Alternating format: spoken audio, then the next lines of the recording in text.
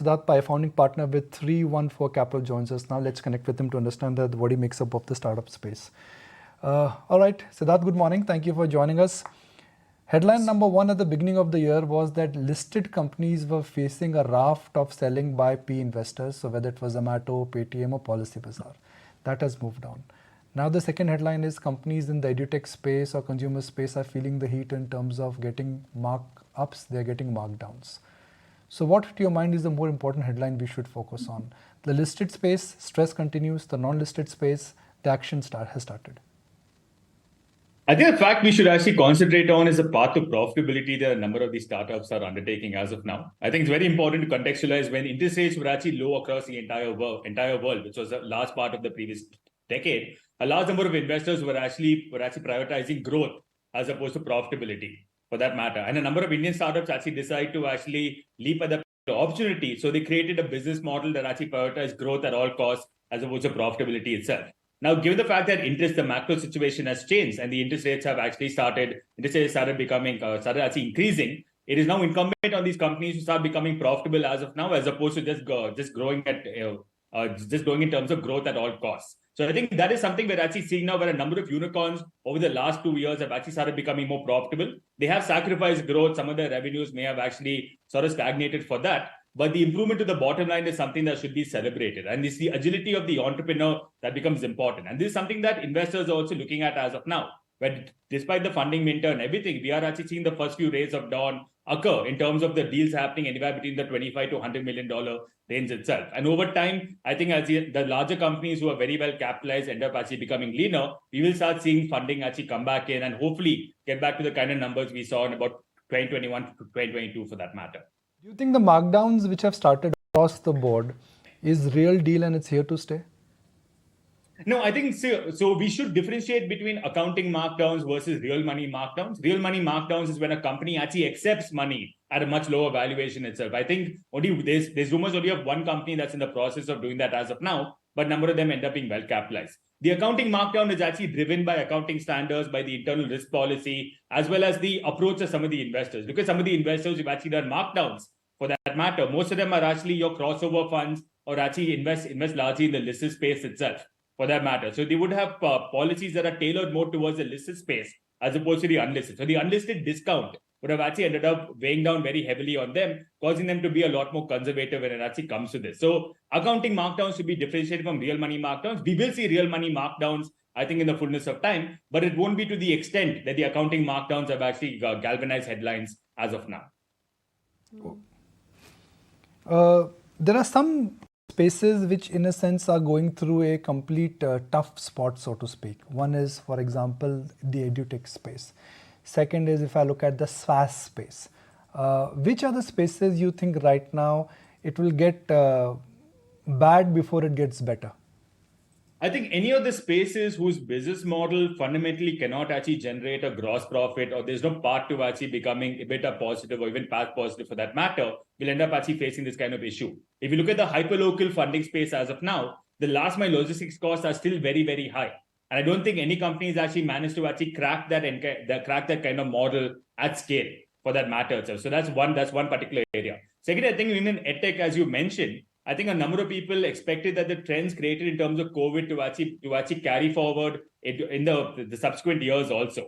But I think what we're seeing as of now is some of those assumptions may have actually been a little too enthusiastic. So we're seeing some level of tapering happening as of now. But the good part in the EdTech space is if one actually takes away the marketing and advertising costs, which is exceptionally high, it is possible for these companies to actually start turning profitable over time itself.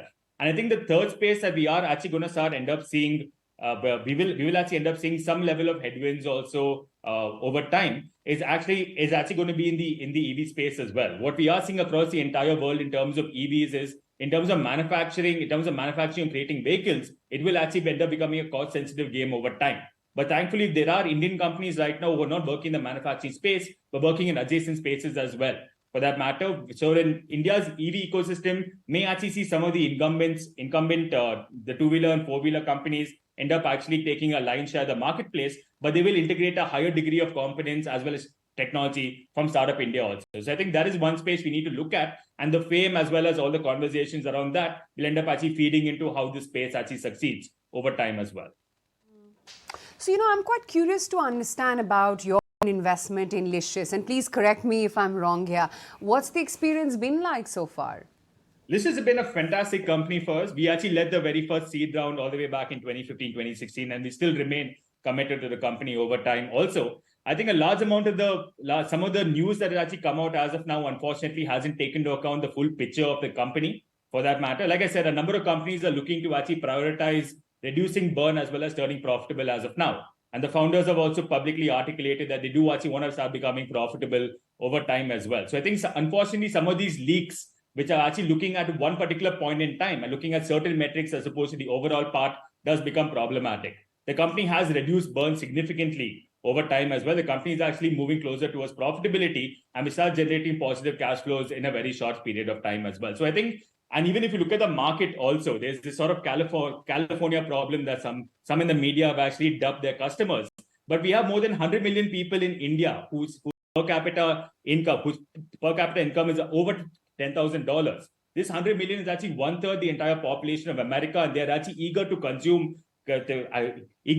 premium goods for that matter, not just actually mass market itself. So I think some of the lack of understanding of the Indian opportunity size, as well as what you can end up achieve, has ended up actually dominating headlines as opposed to actual business processes. And I think the business is still continuing well. They're very, very well capitalized. They're still getting investor interest as of now. I think success actually becomes the best revenge. So I think over time, as the company actually succeeds, I'm fairly certain number of these people may end up eating their words. And I'll actually be the first to say it may not be as palatable as what Licious is actually serving up fairly fresh on their app itself.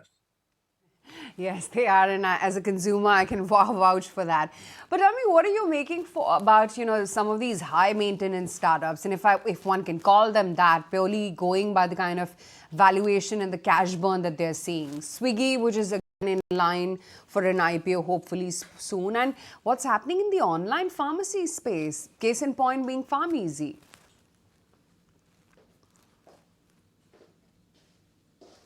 Of Indian founders as of now is that trying to actually subsidize customers doesn't become a sustainable business model. If you look at the e-pharmacy space, which is highly regulated also, the deep discounting over there has actually gotten them a higher amount of revenue, but none of that revenue actually translates to profits or actually contributes to the margins of the company itself. But if you go to any of these apps as of now, you've seen the discounts have actually reduced to a large extent, or they move the burden of the discount onto the payment providers, onto certain credit cards and the like, as opposed to the company actually subsidizing this as of now. Like I said, a number of these companies, because there was cheap and plentiful capital available, decided to actually take a larger chunk of the market as opposed to prioritizing profits as of now. So if you look at hyperlocal, you look at food delivery, you look at some of the mobility space, some of the companies that are there, you look at even pharmacy or something for that matter, we're seeing this sort of trend and the change happen very, very consistently. I think e-pharmacy is also a regulatory. There is some regulatory clarity that's actually required. A number of these e-pharmacy companies became COVID champions during the pandemic, where they actually delivered life-saving medicines to a number of people. So I think it's important, therefore, number of these cosmetic acts, etc., were actually written in the 40s and the 50s. It's been 70 odd years, and given the fact that this is actually new India, we actually do need new regulations that better understands these kind of business models, as opposed to forcing innovative companies to follow business models that were actually written at the point in time when their grandfathers and their grandmothers were actually entering the workforce, not even their parents for that matter. Got that point. Siddarth, great to have you on the show today, and we'll have a longer discussion on this sometime soon.